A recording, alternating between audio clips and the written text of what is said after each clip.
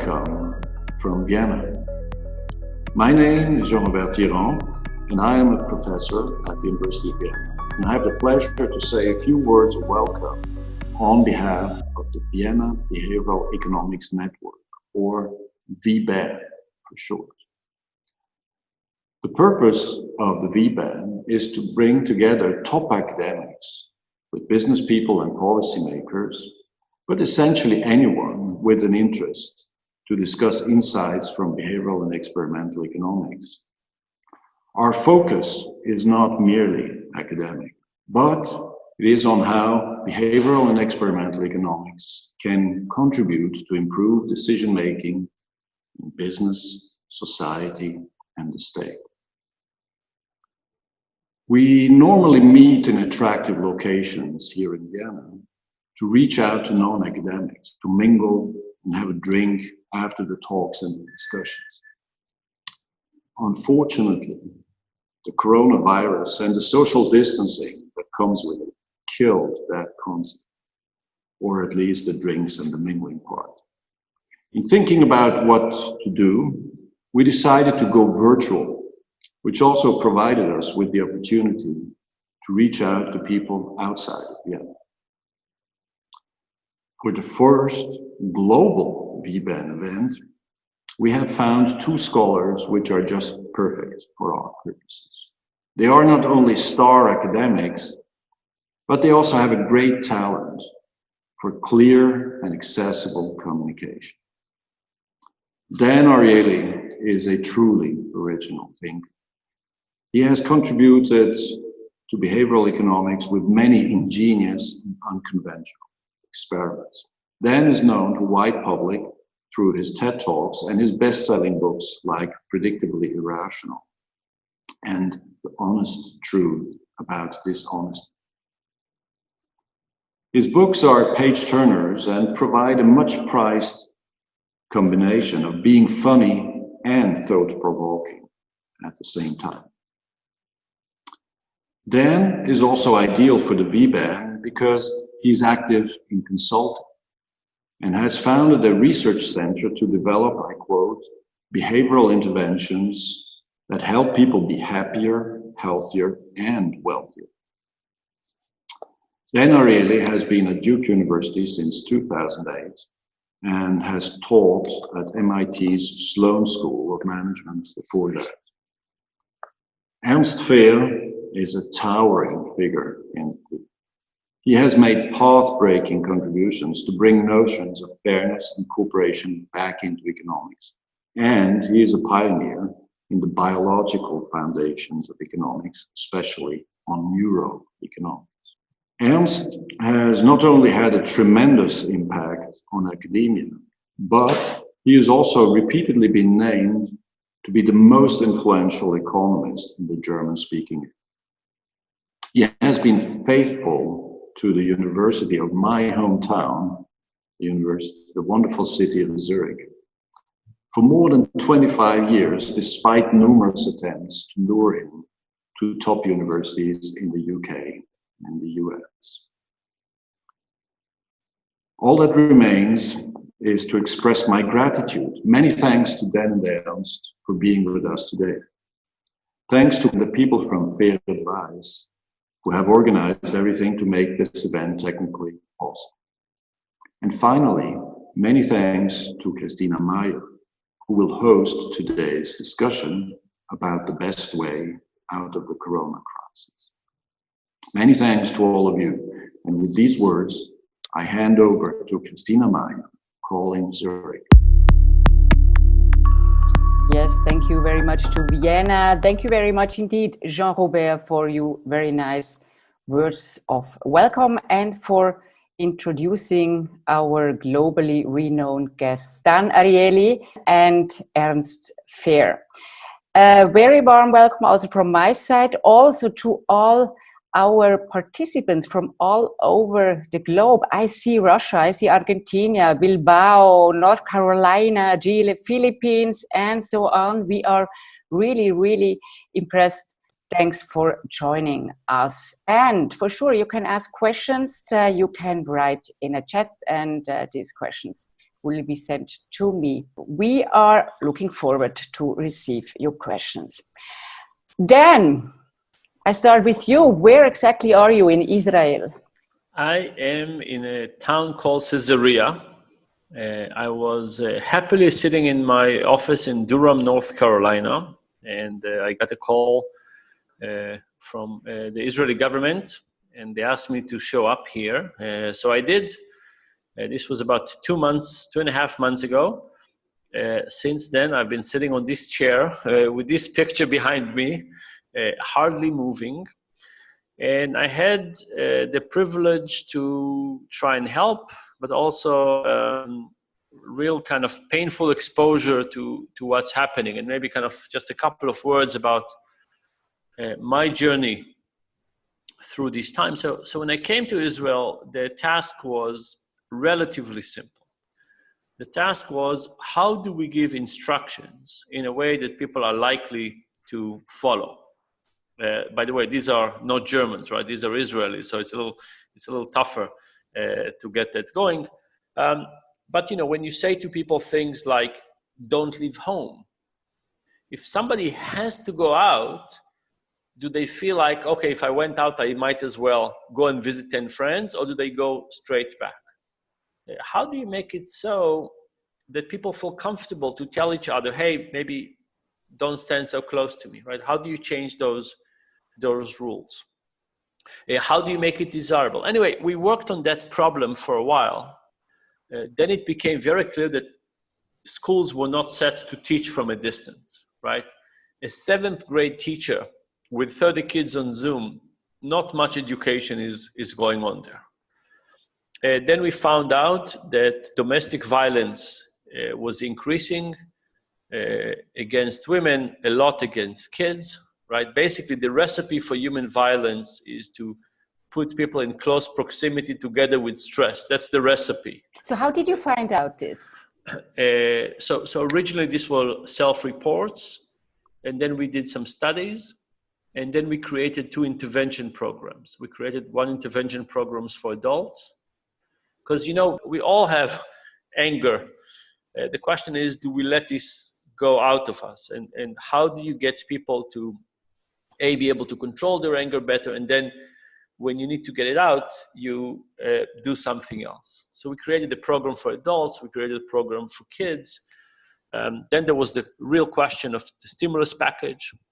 How do you give money back to the economy in a way that is likely to be effective? There were questions about releasing prisoners because of fear of and now there's lots of questions about how you open the economy.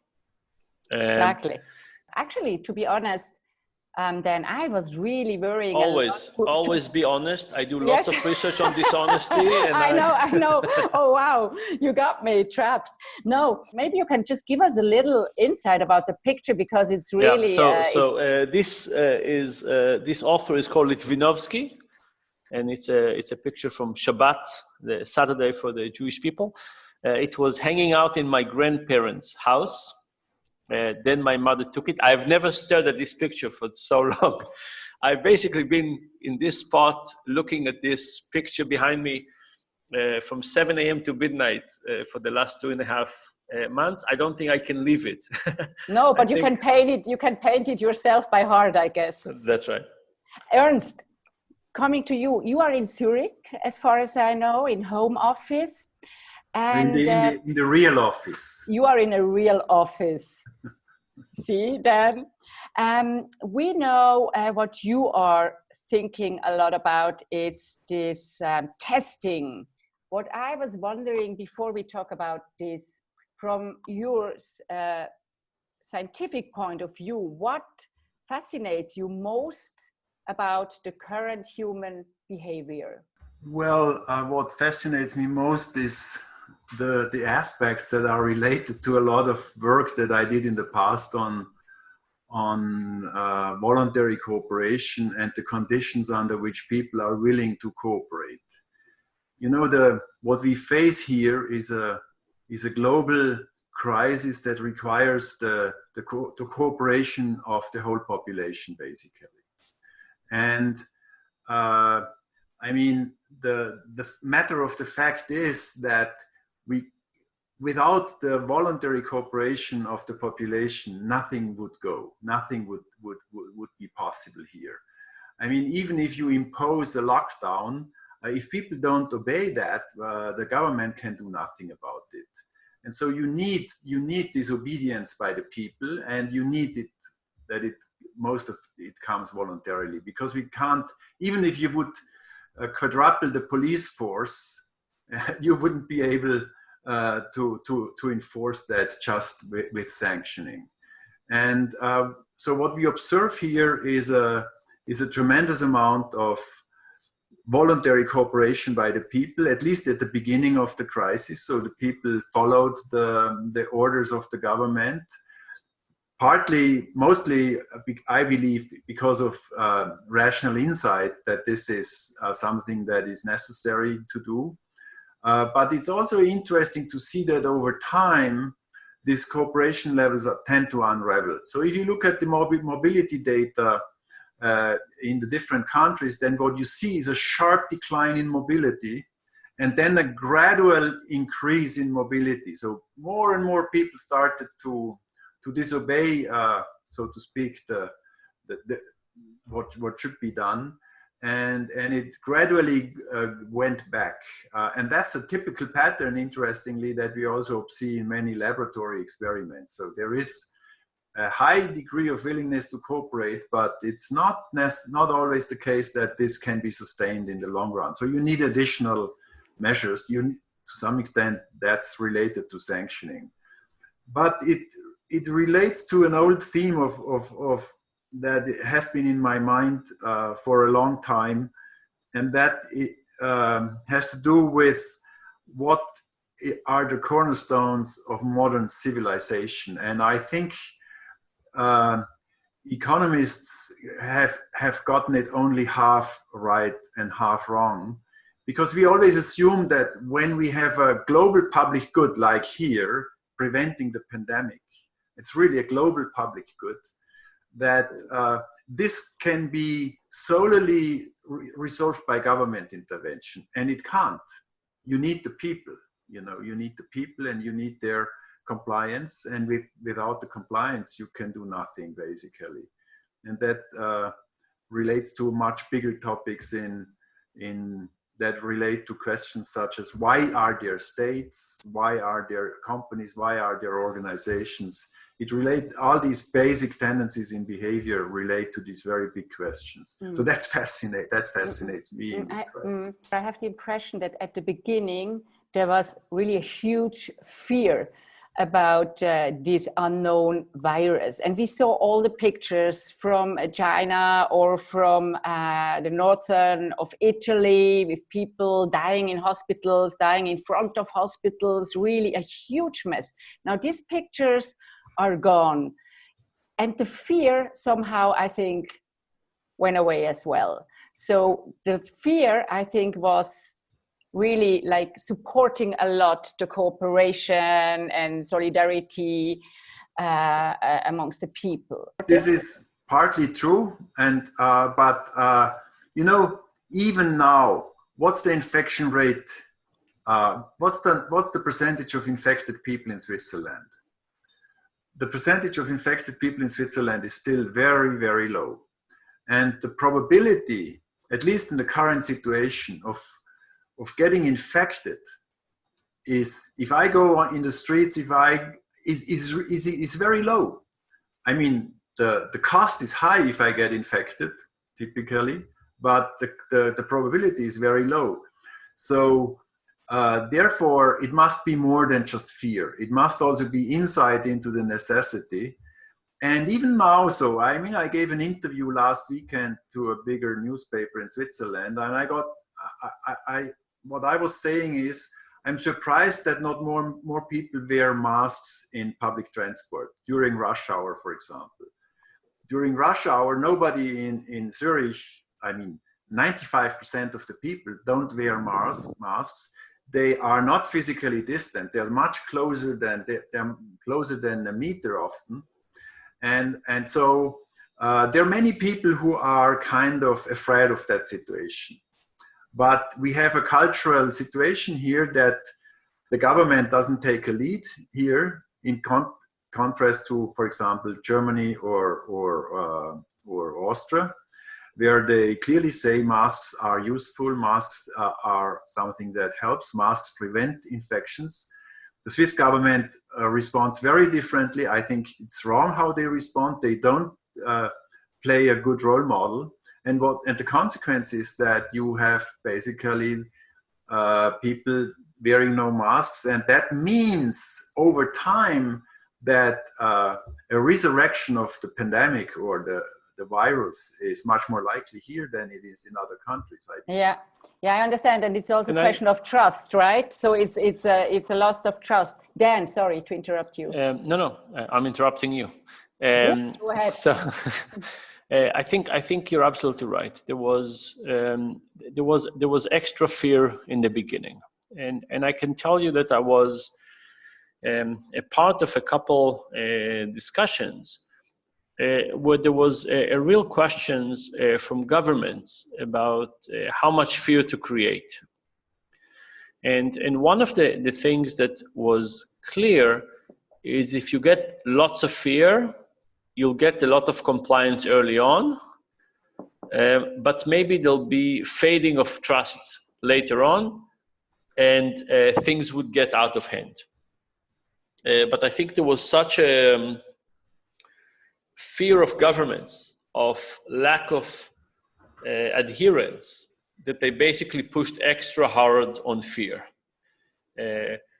For example, think about the information display we get. We all get displays of how many people get infected in corona and how many people die. We don't really have many interfaces that show us how many people die in percentage to how many people die in a regular week on how much it is compared to other things. I'm not saying it's the same as the flu, but nobody's putting it in perspective. What we've done is we put in the news, here's the number of people who are sick. Here's the number of people who are dying. Let's just focus on that. That's, of course, a very frightening thing. And I want to say one other thing about fear. In psychology, there's something called the identifiable victim effect, which is the idea that if you see one person suffering, your heart goes to them. And the cost doesn't matter so much. You'll save them, right? You're not thinking about, could I save other people? Would it be cheaper to save other people? Could I save 3 people tomorrow instead of this person? No. You see somebody in stress, you see somebody who's suffering, your heart goes to them, and that leads our action. The corona crisis, we all had an image of somebody who needs a ventilator and doesn't have one. We all had the image of somebody who needs a hospital bed. And these are terrible images.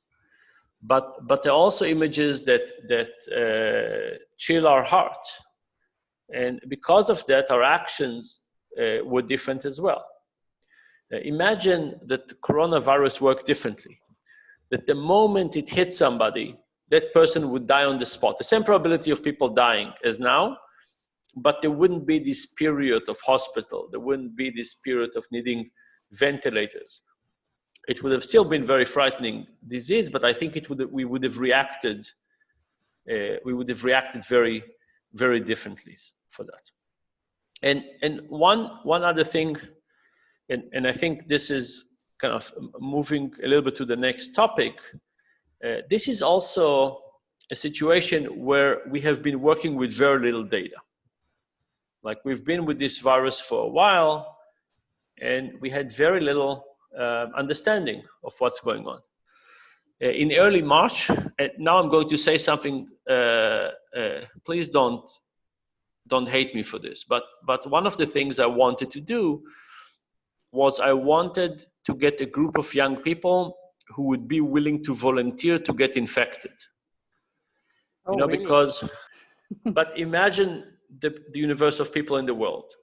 Then we have the people who get infected, then we get the people who get seriously infected, and then we get the people who die. But we don't know who are the people who don't get infected. And we don't know who are the people who get infected very lightly. And, we're making a lot of assumptions about this, and we're closing economies, and we're doing all kinds of things with very little data. By the way, I did collect a group of people who were willing to do that, but the government would not allow us to do it. It's kind of interesting that even though it was going to be a volunteer effort, they thought of this as immoral, whereas making decisions without information doesn't seem immoral, right? When you make decisions without information, you can hurt lots and lots of people, but that somehow seems okay. But for me, it is shocking how the whole world, we have not taken actions to, and I know it's terrible, right? But it's also terrible not to understand. The longer we don't understand this virus, the longer we're creating potentially a lot of damage. And how can it be? And I'm sure many people here on the call are experimentalists, right? We love data. We love to collect data. We want to collect data early. We want decisions based on data. But nevertheless, we had really not enough effort on anything that has to do with data collection about what's really going on. I think I can support that statement. I mean, to be not overly critical, I think at the beginning of March or towards mid-March, the government had to act, and they had to act in the absence of a lot of information. And it was impossible in the short period of time in which they had to act to collect that information. And they had to act under a lot of uncertainty about the situation and about the effects they will create with their actions.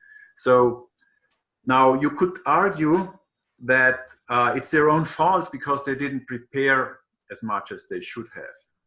I mean, countries like South Korea and Taiwan and other Asian countries, they prepared much more. They were more affected in the past. We just couldn't, we in the West or in Western Europe and in the US also and in other countries, we just couldn't imagine that it hits us so hard. And so it was kind of a collective failure to some extent. There were a few people who did warn, but they were kind of callers in the desert that nobody heard at the time. Now, so basically, I also didn't say we should create a lockdown. And at that point, there was little choice but to work with a very kind of blunt measure, a total lockdown. But the real fault of the governments is that at that point in time, when they saw it so serious, they didn't start to collect data. And that's something they must be held responsible. I mean, basically, and even now, when we go back to normal step by step, one problem will be that we will have to live with the virus for quite some time, because I am not so optimistic that we will have a vaccine in the short term. So usually the vaccine development takes more like 10 years than 2 years. Now it might be quicker in this case because governments invest a lot of money and encourage the companies. But nevertheless, it could take 4 or 5 years. It could easily mean that we have to live 4 or 5 years with the virus. Now, in that situation, what we need is a collective surveillance and monitoring system that gives us the information about the geographical and the demographic distribution of the infections. And that allows us to localize the hotspots early on. And that allows us to gain important time between infection and when it would otherwise have become obvious. You know, from the infection to a case, it lasts sometimes 7-8 days because people show up in the hospital a week later or 10 days later when they have infected another 25 or 30 people or more. So we need this collective system of testing, and unless we implement that, we will not be able to properly respond. And I had just this morning a discussion with somebody who works in developing countries. And the interesting thing is that in some developing countries, they do have something like that because they have been hit in the past much more often by these crises, and the health system is much less well developed than it is here. So that was their only chance to contain the virus and the epidemic in their countries. So the upshot of all this is, unless we develop a collective surveillance and monitoring system with regular testing of a large amount of people, of a large number of people, such that we can really have representative insights, representative samples for each country, we will not be able to go back to normal in the way we would like to. Yes, I want Sure. to add a couple of things to this. So Ernst started by mentioning how much this is a collective action problem. And I want to emphasize this. Imagine that you live in a country and 10% of the people don't pay taxes. 10% of the people don't pay taxes. Imagine you live in a country where everybody is on lockdown and 10% of the people don't pay attention. That's much more than 10% of the problem, because these people can destroy everything for everybody. So that's one point. The second point is that in the beginning in Israel, we did the tracing of the people who got sick. And you looked at those traces and you said, who are those people? Like, I wake up in the morning, I get coffee, I go to work, I come back home, maybe I stop in the grocery store. Those people that there were early test cases, they went to 80 different places a day. Who are they? Now, when I looked at them in the beginning, it was shocking. But then it became very clear. These are super spreaders, right? These are people that start by being everywhere. They did not get infected by chance. They got infected because they are very, very busy people. They do lots of things. And then, of course, they're also more likely to infect other people.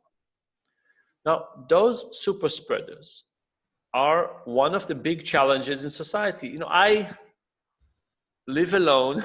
I have a car. I go to my office. Not a big deal. If you're a super spreader, that's a really big deal. Now, what do you think? Are super spreaders more likely to be wealthy or poor? Of course, poor. Yeah, right? sure. The odds that somebody has their own office and their own car and their own room, and all of these are different. And there's another thing. Imagine you're a low-income individual, and let's say you work in deliveries. And one day you wake up and you cough and you have fever. And you're supposed to self-quarantine yourself.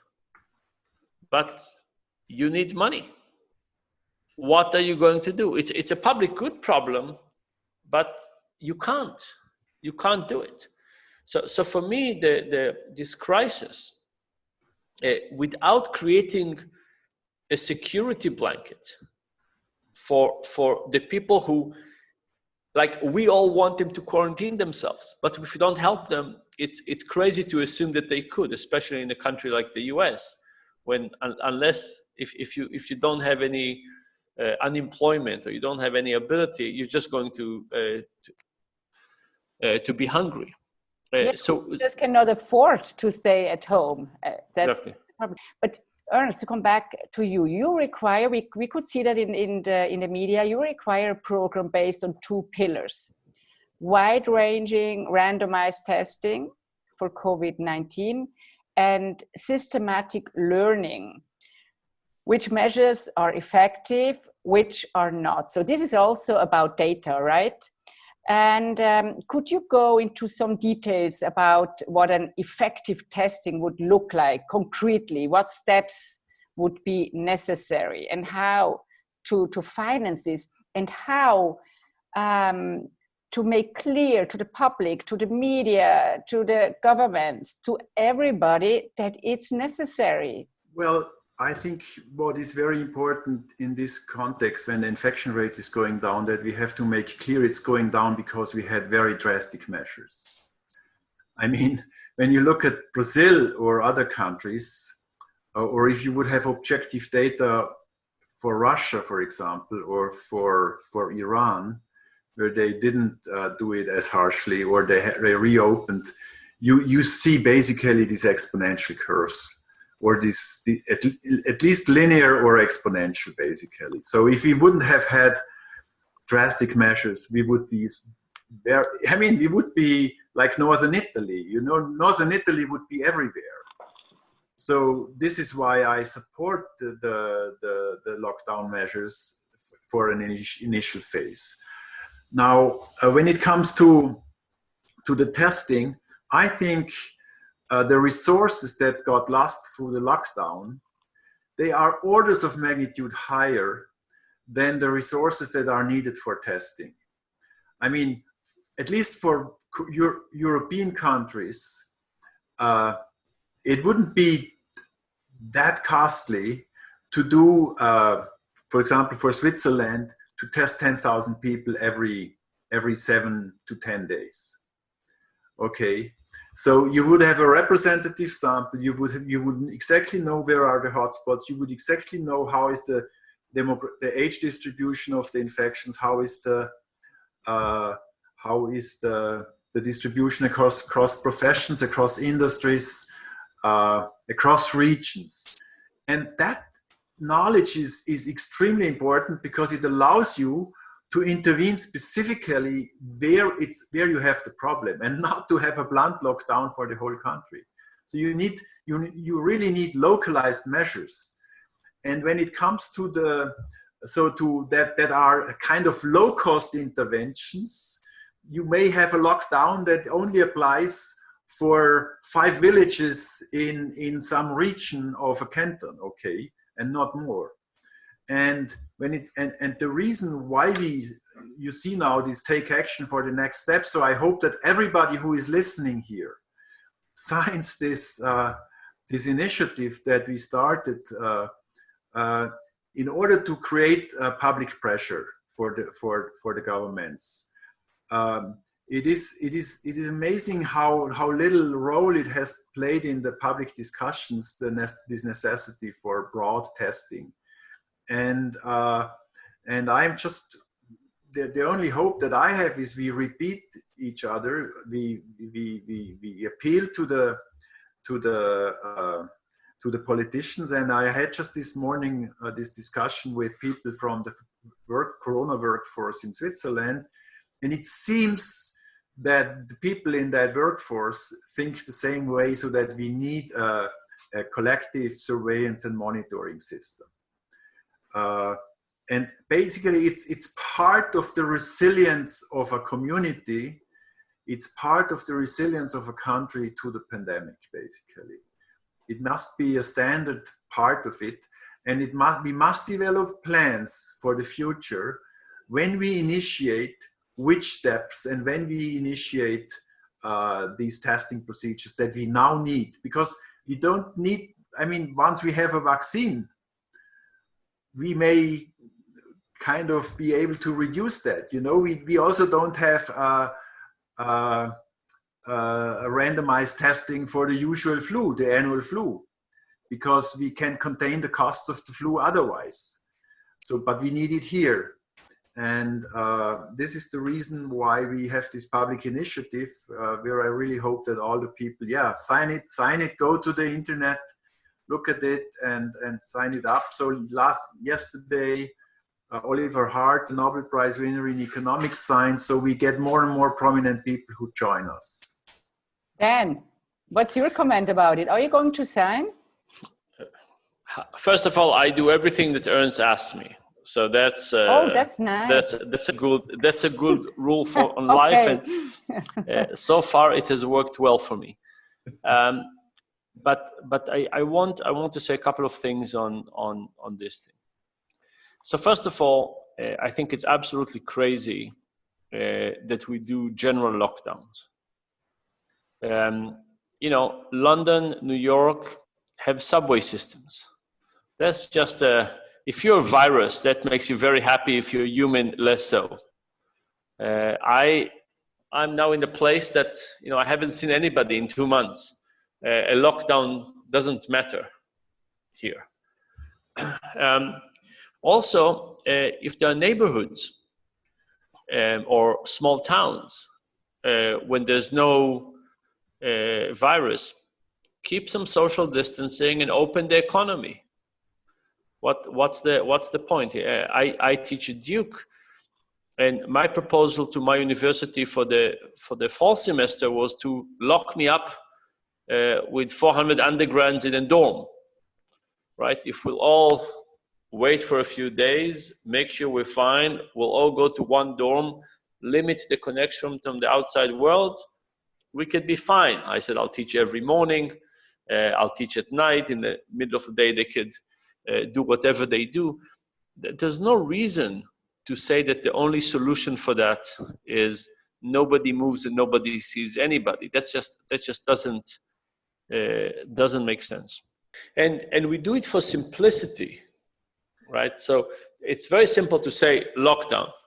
Much harder to try and figure out how to do it. But the cost. It was a mixture also of distrust.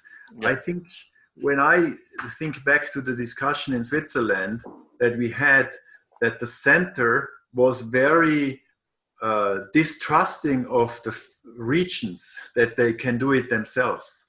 You had the same discussion in Germany. They wanted to impose a general, I mean, what you can impose is general rules, but that can be flexibly, so to speak, applied in the different regions. For example, in Germany, they have now a rule that if the percentage of infections surpasses a certain share of the population, then they have to take the following actions. But they can at least condition it on the share of infected people. That has not been done in the past. Regardless of the share, regardless of whether you had 0.5% infections or 3% infections or 5% infections, they imposed the same rules, and that's the thing that I referred to at the beginning. And the reason why we need widespread testing is exactly that we can avoid that. We can avoid these blunt measures, and we can intervene in a localized way, in an appropriate localized way. Yeah. So that I think is one thing. We need willingness to apply different rules in different places, and we need different permission from the government, and we need acceptance from the citizens. And then I think the testing does three things. First of all, the testing tells us what's going on and where can we open and when we need to close. And without that, we'll probably be too risk averse and pay with the economy in too high of a price. Then the second thing is that still we don't know much about this virus. And if we don't do extensive testing, we will not know. For example, all the people who didn't get infected yet, we don't know if they can get infected or not. If you look historically at epidemiological predictions, they always are dramatically overshooting compared to reality. Now, because they assume that all people are the same. So we take the few people, whatever number of people are infected in the beginning, and we say these are just a random sample of people. Let's assume that the virus will continue in the same way. Most likely not. Most likely the first set of people who got infected were not just a random selection. We have this very simplistic notion of the human body. We're all the same for a virus. Maybe not. And we don't understand it. And then the last thing that I think testing is needed is to figure out who are the people who are safe. So, if you have antibodies, right, we have two types of tests. We have a test, are you sick? And we have a test to figure out if you have antibodies. These are different tests. That's true, but we don't know if you are immune, if you have the antibodies. What we know is that you're immune for now. We don't know if you're immune for a long time. Yes. But if you have antibodies, go forward and help other people. So another thing that I wanted to do in the beginning is I wanted to get everybody who got antibodies, I want them to go and sit next to, replace all the people who worked in old people's homes, right? Old people's homes are very risky places. And what you want is that all the people who would work there would be people with antibodies. So they're not risking the people who reside. Now, like, if we don't know who those people are, how can we get them out and helping the economy and create more trust? And by the way, if they start walking around, those are the people you want walking around, right? Because they actually help move the economy. Yeah, it's actually just a piece of information here. So we have a researcher here at the University of Zurich, Adriano Aguzzi, and he just showed me data yesterday. He has done an enormous amount of testing, and the antibody test that he developed gives you almost, it depends from the day of the first symptom. When you do a test at the day of the first symptom, you are not as precise in your test as when you do a test 10 days after the first symptom. So every day after the symptom, the test becomes more precise. But what he shows in his data is that roughly at 12 or 13 days after the symptoms arrived, he has a test that gives you almost with 100% certainty an answer whether the person has been infected or not. It has antibodies, very reliable. So these testing procedures become very reliable in a short period of time, and we can apply that. But I think in the current situation, what is even more important is tests for infection. Because the share of people who has already got the virus is probably almost, in most countries, it's less than 5% of the population. So there are still these other 95% who can get infected potentially. And we have to avoid that we run into a second wave, a second exponential curve. And a precondition to avoid that is this widespread randomized testing. But I have seen there are lots of interesting questions coming up in the chat, so maybe we take up a few of them. For example, somebody asked,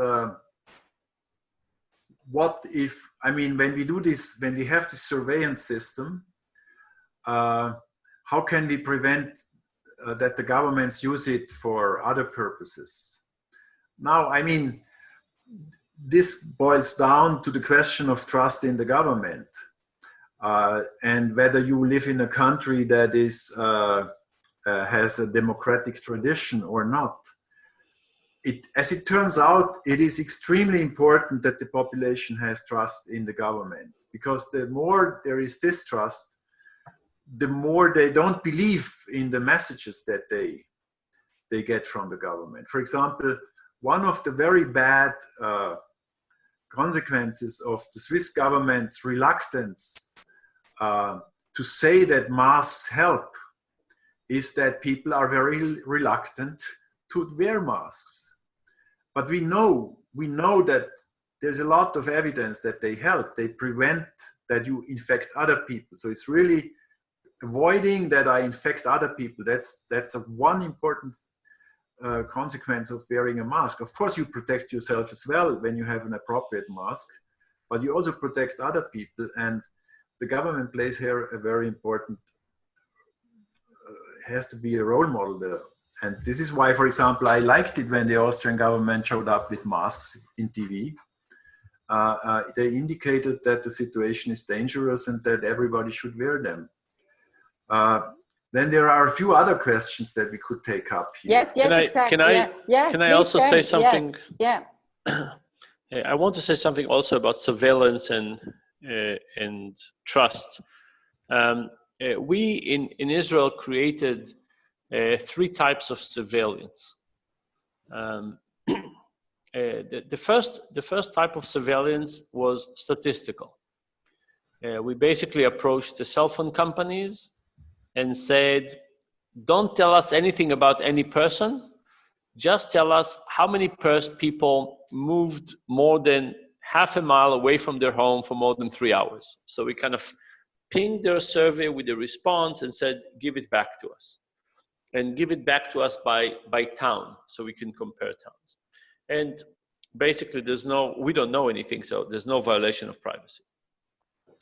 Another approach we used was you download an app on your phone, and we send to your phone the pathways of people who've been identified with corona, and your phone calculated locally whether your path crossed, and if it did, it told you, but it never reported back to anybody else. So it was your discretion to find out where it is. And then there was, the powers that be in Israel security that monitored people in a different way. I don't know much about that. But in any case, this is really going back to the question of a public good problem. Like when we were setting these methods, I think that privacy is a little bit like paying taxes. There's benefits and there's costs. And in a case of a crisis like Corona, sharing our information with other people has tremendous value. I would have loved people, even before we had massive testing, I would have loved to tell people to report every day about fever. I would have loved to know about cough. I mean, there's so much to know. But as a society, we get so much to gain if people share that information. Now, we have this notion of privacy, but I think we need to get over it. And not because, the state can be bad, it's because it's a public good. Like it's just a shame to say, let's not get our information out there and all of us could be better together. Because, this is a case. And there is a case here for behavioral economics interventions, because there is a real paradox here. And the paradox is that we give away our private information all the time when we are on the internet. So you click on a website, a sub-website shows up and says, we use cookies. Do you want to allow us to use these cookies? And if you don't allow, the website doesn't work properly for you, basically.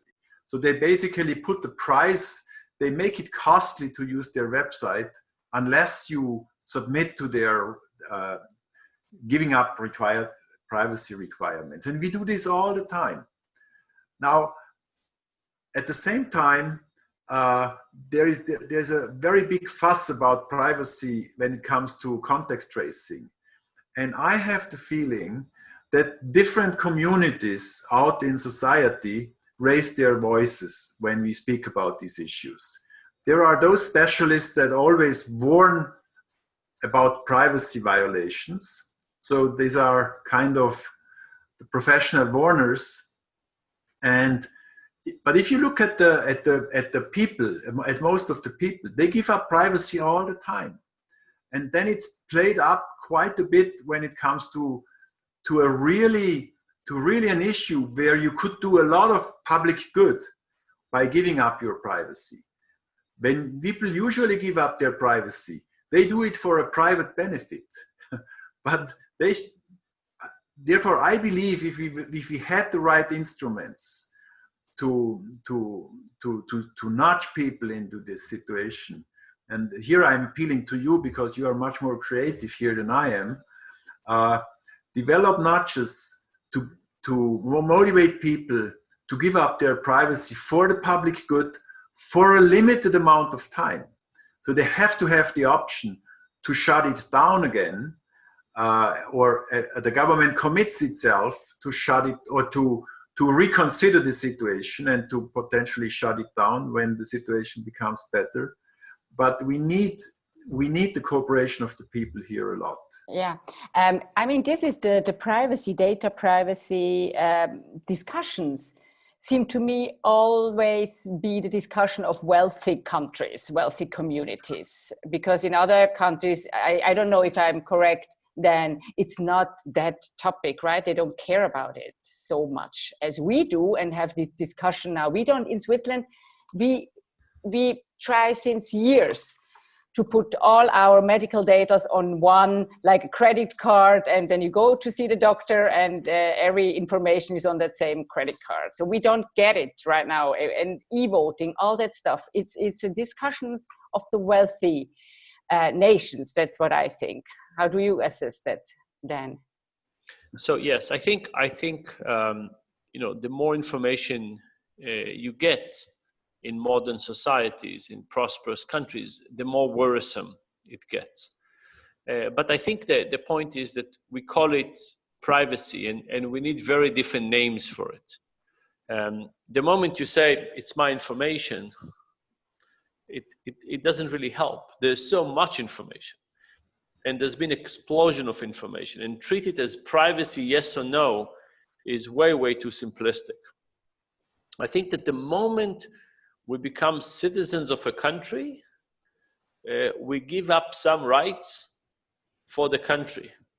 You give up your right to drive in a red light. You give up your right to drive drunk. You give up all kinds of rights because you understand that it's for the public good. There's a lot of things about privacy that have nothing to do with the public good. Like, I'm not interested, for example, in the government understanding exactly my sexual proclivities. Right?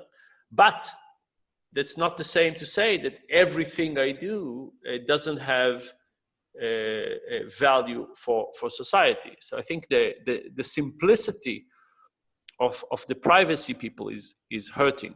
And what we need to do is to develop a more nuanced view of what kind of information we think belongs to people, and nobody should see it, and so on, and what kinds of people are inherently about the good of the nation. So that's that for that. Thank you. There are some more questions. Just let me get them in. Marco, for example, asks, at the beginning of the pandemic, we had no idea how lethal the disease is. How could we have learned much faster without putting people at risk of their health, without locking down economies? Who wants to answer? So we can't, as Ernst said in the beginning, you don't know you lock down. That's understandable, because the risk of locking down too much is less than the risk of locking down. Sorry, the risk of locking down too little is frightening. The risk of locking down too much for 2 weeks until we figure it out, I think is a better risk. But we could have done lots of things. For example, my inhumane proposal of infecting people, volunteers, on purpose, in 4 weeks, we would have learned a lot. In 2 weeks, we would have learned a lot. Tracking people who are already in the household with somebody who was infected and seeing what happened to them would have been a better approach. Look, we have people infected all over the world. There's been very, very wonderful collaboration on the biology side. The DNA of the virus was very early detected, mapped, distributed.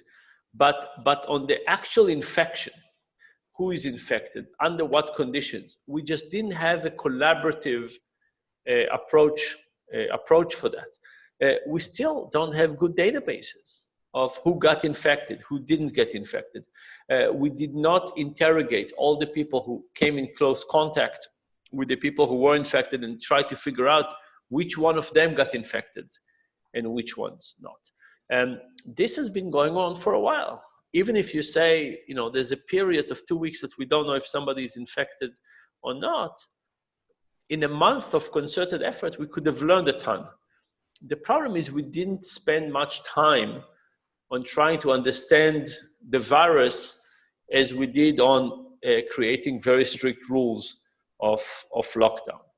What surprises me there is, if I can quickly jump to Sweden, because Sweden had another system, and the man responsible for the strategy of Sweden was very much involved in Ebola epidemic in Congo and wherever in Africa. So he had kind of an experience about spreading a virus, a very dangerous virus, and he considered a completely different strategy for Sweden. How do you observe this? Is this a more, let's say, intelligent way of dealing to deal with a virus with an like this? Well, I think the jury is still out, which is the better strategy. Okay. And the reason is this: a lot of the economic costs of the pandemic does not only arise from the lockdown. So Sweden had less severe measures, okay, but still the economic costs that have been imposed by the breakdown, or breakdown is perhaps too much to say, but by the reduction of international trade. I mean, Swedish companies also cannot sell. They have a lack of demand because everybody is kind of first reducing their investments, and reducing consumptions means lack of demand for companies. So the economic costs in Sweden appear to be pretty comparable to the economic costs that we had, for example, in Switzerland. Despite the many different measures the governments took. Now, the advantage of the Swedish strategy, there are costs and advantages. The advantage of the Swedish strategy may turn out to be, in the long run, that more people have become immune. And that is kind of an advantage, because they are at least temporarily, when they have developed the COVID-19, they are at least temporarily immune, not forever, but it seems that they are less likely to get it next year or the year after next year. Now that's an advantage, but they also have more death. So there's a benefit and a cost here. And I think in 5 years' time, we may be able to really disentangle the issues, and it may turn out to make not so much difference what the strategy was of the government, because we are so involved in an international system where everything depends on everything. Yeah. And that means, yeah. You know, you asked, was this an intelligent decision? An intelligent decision, we don't judge just by the outcome. We judge based on the information at the time, right? And first of all, we have to agree it was a very brave decision. It was a very brave decision to do something that other people are not. But I think at the time that they took that decision, I think that the world looked like this disease is going to affect mostly people mostly people who are older, mostly people with other diseases. And at that time, it looked like social distances is going to be to play a role. And it looked like a reasonable decision. I have to say that the moment they took it, right, you have to say, what did we know at that moment? In 5 years, we could say they were wrong, but you know, we would find out, for example, whether you can create immunity antibodies or not. We don't know yet. That, of course, will change dramatically the picture of whether they're correct or not. But was this an intelligent decision? I think yes. I think a lot of the other decisions were way too restrictive, right? They were panicked, driven, and restrictive. Now, I will say something about Sweden. I have lots of friends in Sweden. I'm following what is going on, and the Swedes are actually not really following social distancing. You know, when this started, we said, oh, you know, the Swedes never touch each other anyway. I hope there's nobody from Sweden on this. We said, you know, they keep social distance anyway. But if you actually look at what's going on, the pubs are full. I mean, people are. I think they're celebrating social closeness more than they did in regular days, particularly the young people. And that brings the notion of, I think that it feels like a rebellion. I think it's something about the Swedish approach from this. So, it's hard to manage it. And part of the spread of the disease is not because they decided, let's do social distancing. People are not adhering to that as well. And that adherence is also very, very different from country to country, from age group to age group. So hard to judge. But I think at that time, if you ask me, at the time when they made that decision, I thought it was the right decision for Sweden. Excuse me, Ernst, to come back to your plan of this wide-ranging randomized testing, there is a question from Nastasia. She says some governments in developing countries do say they have limited resources to do massive testing, as do more developed countries can. What can be done if there is so-called limited capacity? Well, I mean, the question is how limited it is. If it's really an issue of limited capacity, then it's even more important that you deploy the resources that you have in a useful way. And of course, you need to be able to test those people who come to the hospital or that come to the health worker and have symptoms. That's clear. And if they don't have resources beyond that kind of testing, then the only solution is that the international community tries to help to increase the resources. So it's an issue for philanthropy. It's an issue for other governments to help here, or to redirect money that has been kind of dedicated to some other causes, at least temporarily, to the testing capacity. So, because from an economic viewpoint, we say, where should you invest where should governments invest their money? Well, they should invest it where it has the highest social value. And I think currently there's a high social value for putting the resources into corona testing. But at the same time, we shouldn't forget that the developing countries, they still suffer from many other problems, malaria and other diseases. And I think we shouldn't forget that. So I think they have to balance their needs given the resources they have. And if they don't have the resources, they have to appeal to the international community, to the Gates Foundation, or to governments to help to increase the resources. There's no other way to do that. Another very important approach is the pooled testing, right? Yeah. Testing, yeah. And the pool testing basically says, take 100 people, take blood tests from each of them, or take a sample from each of them, depending on what test you do, pull them together and test that sample. You pull them, exactly. Yeah.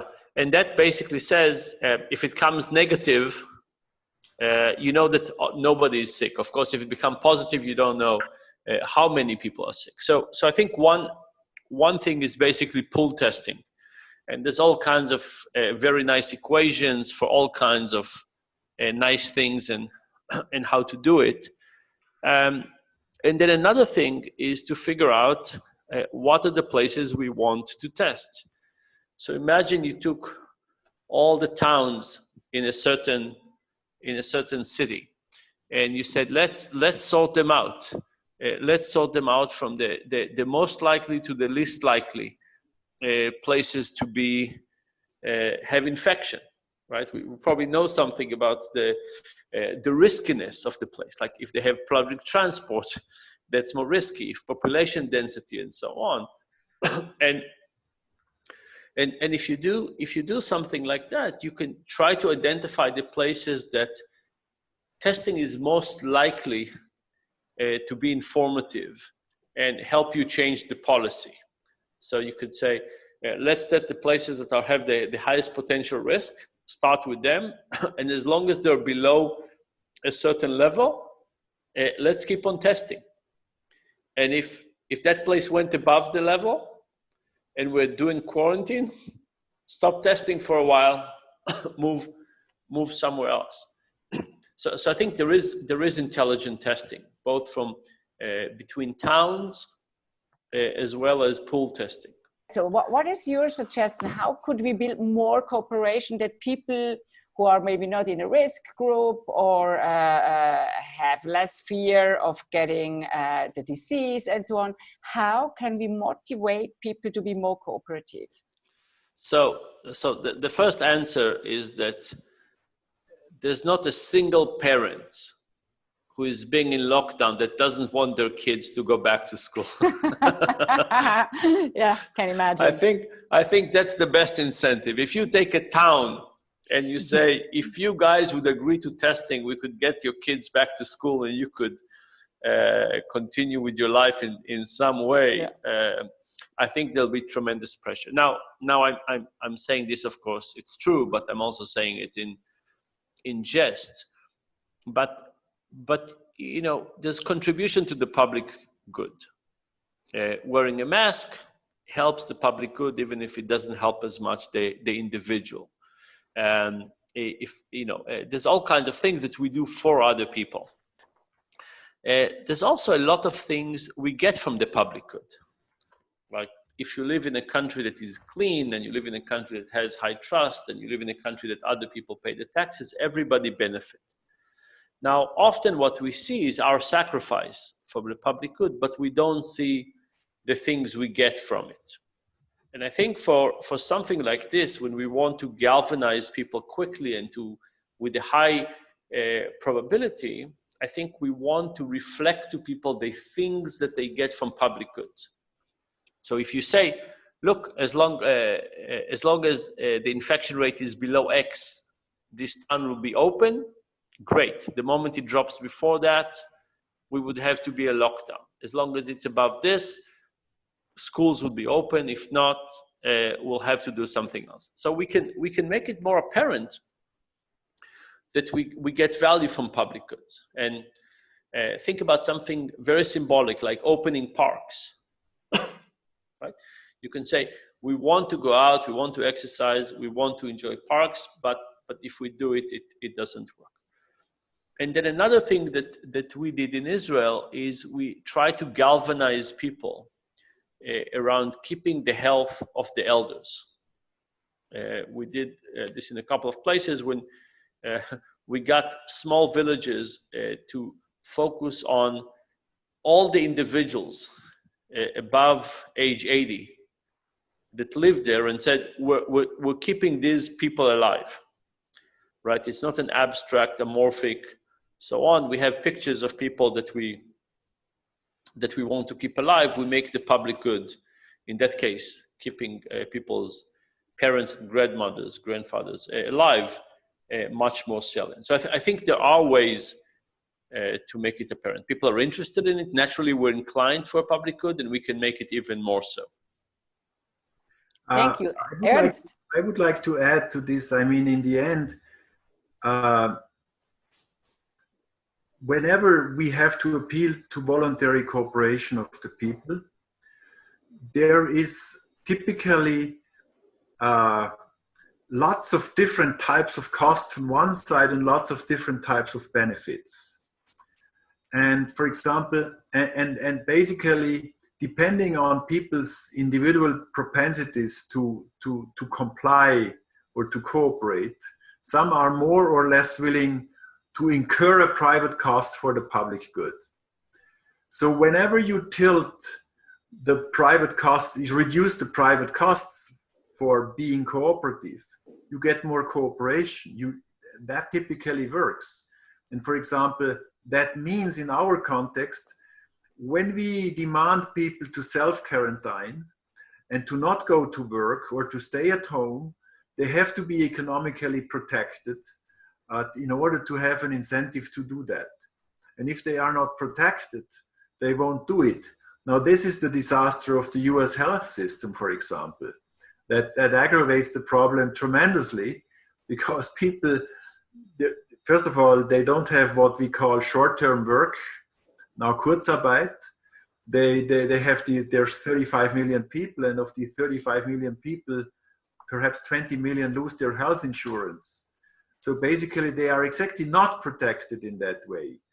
And this aggravates the problem incredibly, that compared to, let's say, some European countries. So what I'm basically arguing, we have to appeal to the public good, and people respond to that. We know that from a lot of scientific evidence. But at the same time, we also have to have sanctioning apparatus. We have to have. When I say we need voluntary cooperation, I'm not saying we need no sanctions. I'm only saying sanctions alone are probably not going to work, but for some people they work. And as Dan pointed out, I mean, 10% of non-compliers here in a pandemic creates probably much more damage than 10% non-compliers when it comes to tax compliance. So we need to use the whole ensemble of things that we have here, not just sanctions, economic benefits, appeal to the public good, and so on. Well, that's my response, but maybe we can go back to, there's so many questions here. Yeah, I see. Sometimes Which one would you like to answer, Ernst? I'm listening with one ear to Dan, and with the other I look to the very good commands that we have received. I mean, I have the benefit, I'm not wearing my glasses, so I can't read any of the questions. But just to go back and to make sure, there's one question to summarize this. Would you want to force people to get tested or keep it voluntary? I mean, we have developed, for example, when newspapers conduct a randomized survey, then they don't force, the survey company doesn't force people. They have developed tools to get people to comply with randomized methods. And I am pretty sure that we would have enough voluntary compliance in this case if you make it simple. I mean, if you have easy drive-ins, if you have many spots, so to speak, where you can be tested, I wouldn't be worried that we have too little compliance when it comes to the randomized testing. And randomized, by the way, means that you need a very small amount compared to the whole population. I mean, what is 10,000 people compared to a population of, let's say, 8 million in Switzerland? So to be honest, here I think the voluntariness is not a big issue. The voluntariness is a bigger issue when it comes to contact tracing. Because here we would love to have 60, 70, 80% of the population being part of that, because then it becomes most effective. And here I'm more pessimistic that we will get these numbers without some very explicit incentives to do that. So I think there is here space for clever notches and clever public interventions. I have not thought enough about it that I can give you a proposal here, but I think there are now still almost 500 people here listening. Whenever somebody has a good idea, let me know, and let Dan know, and let the public authorities know how we can induce people to do that. Yeah, so I think the issue is, what we care about is the percentage of people who get tested. If we can get to that percentage with voluntary testing, that's great. If we can't, now we have a cost-benefit analysis of, do we want to force people? And you know, it's usually not a good idea to quote anything that Iran is doing as a good methodology, but Iran actually has a very interesting approach to organ donation. And what they say is, you don't have to be an organ donor. But if you're not an organ donor, you also can't get a donation from somebody else. which I think is a really nice system to say you can be in and out, but you can't get something from the public good without contributing to it. So, even when we talk about forcing people, there's all kinds of ways of forcing people. And how can you compare this to this testing COVID-19? So you could say, look, if you don't want to be tested and help us migrate the disease, if you get sick and you need help, don't come to us as well, right? You want to be on your own, you don't want to play in the pool with everybody else, fine, but you can't be on both sides to it. You can either participate or not. I'm saying that's very different than saying it's €1,000 fine. It's basically giving people some more freedom. So even when we talk about sanctions, there's all kinds of sanctions. And the one I like the most is to say, we're all playing a collaborative game here. You don't want to play, that's fine. Just don't ask us later to get the benefit of the public good. This is a very interesting point, then, because that reminds me of the beginning of the Corona pandemic, because we had a lot of elderly people saying, I don't want to be rescued, I don't care, I'm old, I'm, let's say, 80 and something, whatever, and just let me die if I get it. Leave me alone with that. Let me out, and if I die, I do not want to have ventilation or whatever. But they were not hurt, so they were not taken seriously. They were. But there is a very important point here. I think people should have the freedom to say, I don't want ventilation and I don't want to be helped. Okay, like people also have the freedom to commit suicide.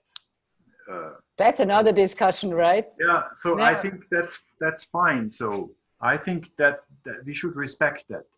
But we shouldn't respect the right to infect other people.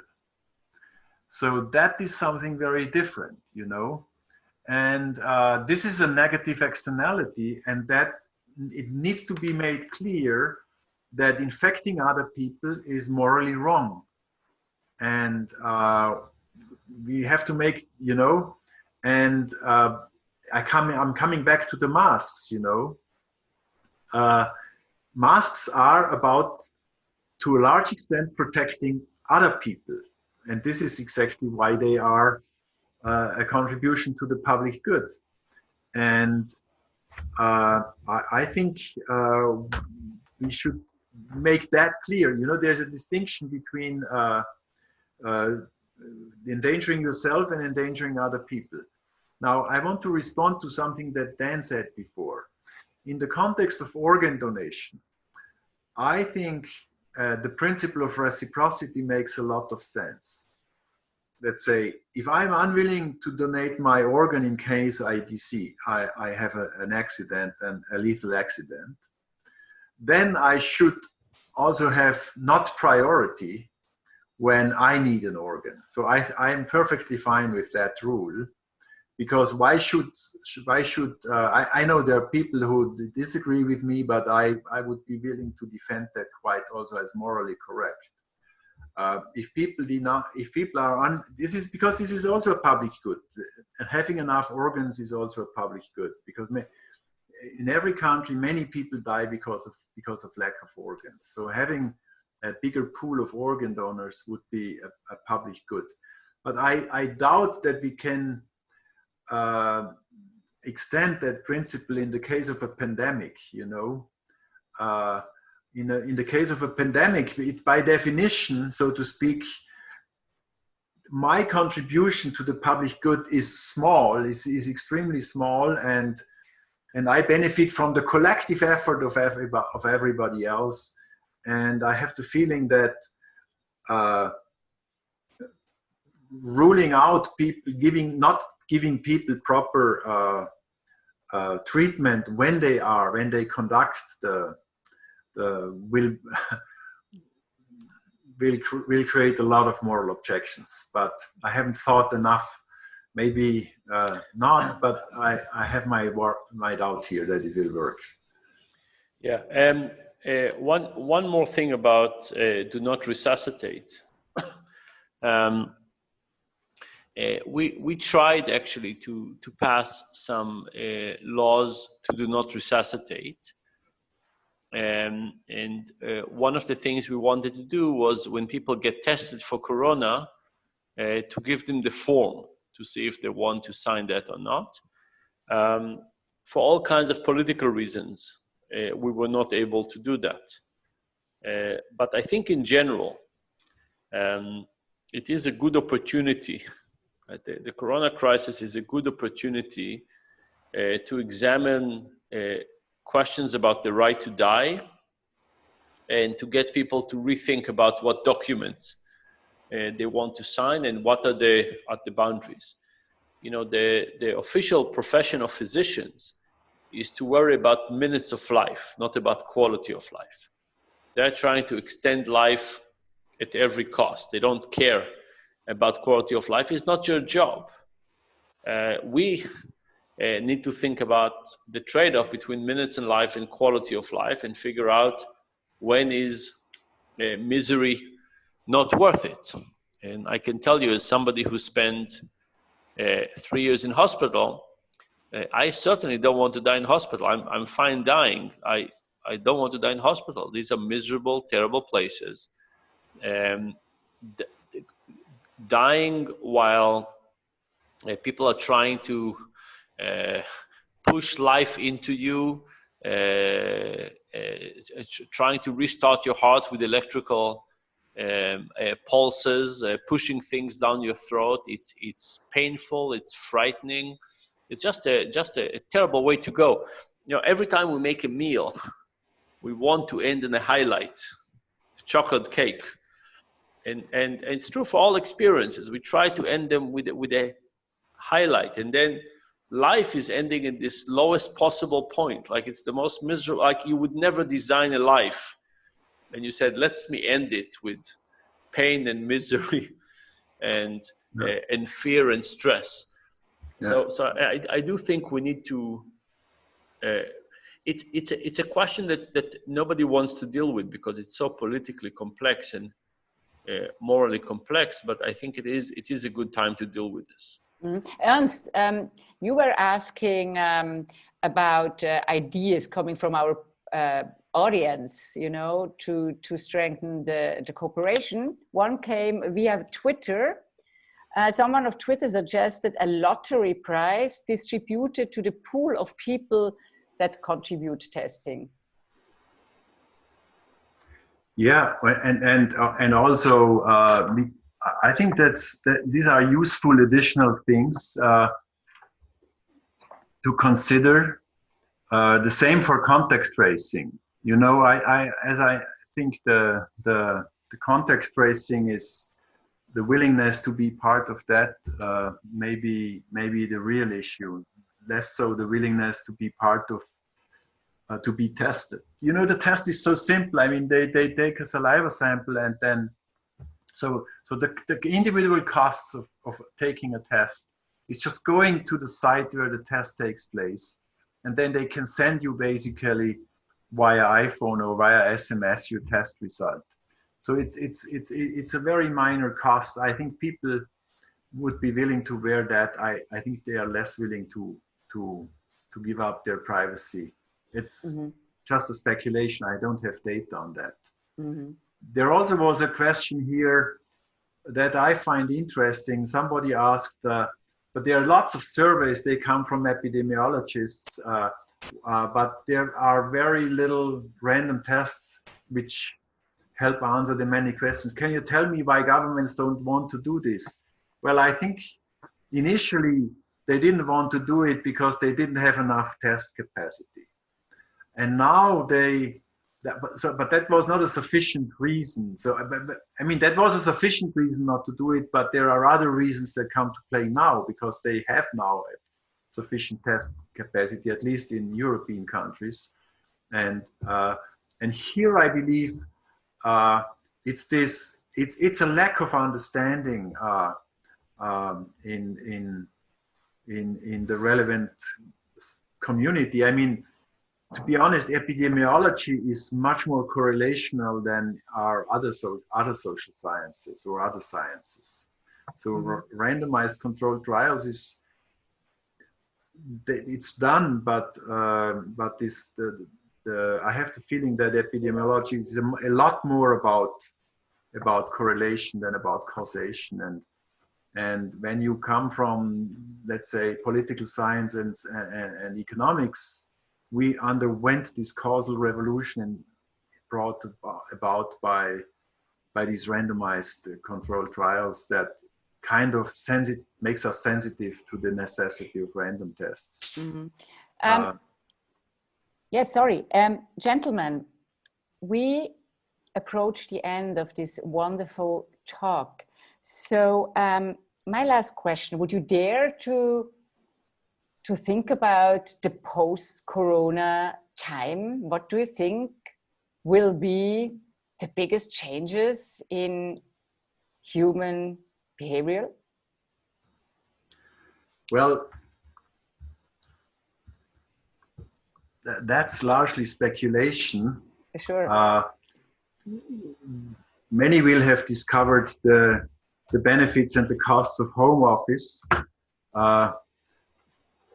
For many people among those who are listening, perhaps that plays less of a role, but because many may have jobs that allow for flexible work at home anyway, for many of us.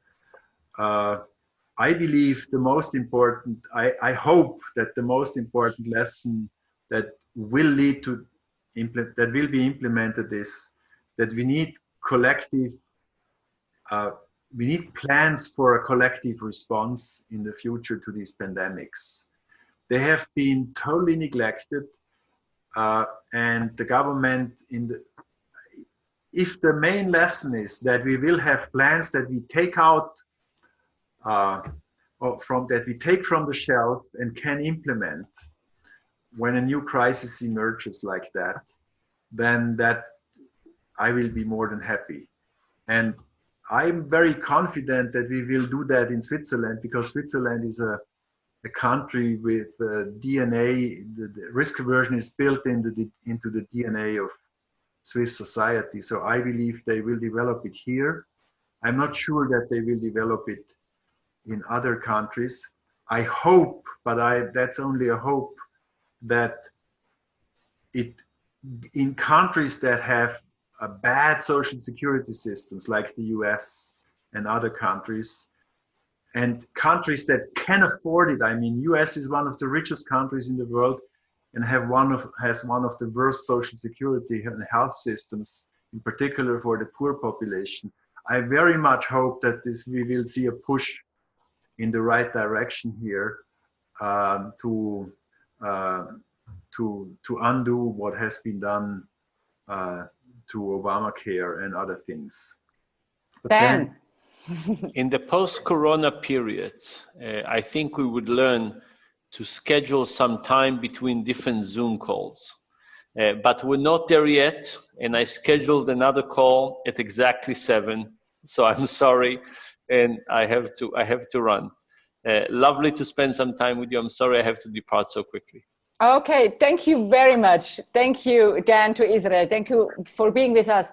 Ernst, I just checked, because if you look at the inputs, they are very interesting. And I suggest that, dear audience, send your inputs to info@fehradvice.com or testtheworld.org. We would collect them and would be happy to read them.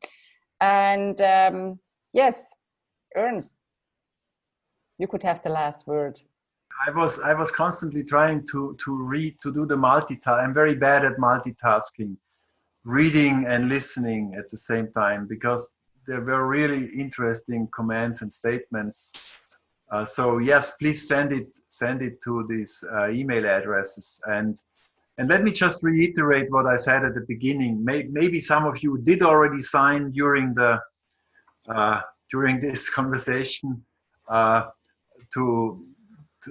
for this public initiative that that demands taking actions in combating the coronavirus. If you have not done yet, just do it now, then you don't forget it, because we humans tend to be very lazy. We want to sometimes to do things and then we forget and we don't do it. So just do it the next 5 minutes to help us push politicians towards a sounder approach to combat the coronavirus. And thanks for your attention. Thank you, Ernst Fehr. Thank you to Fehr Advice and partners who organized that and are very, very active in this initiative. Thank you to our audience for being so active and interested around the globe. And I hope to see you soon. I don't know. Goodbye. Have a good evening. Yeah. Bye-bye.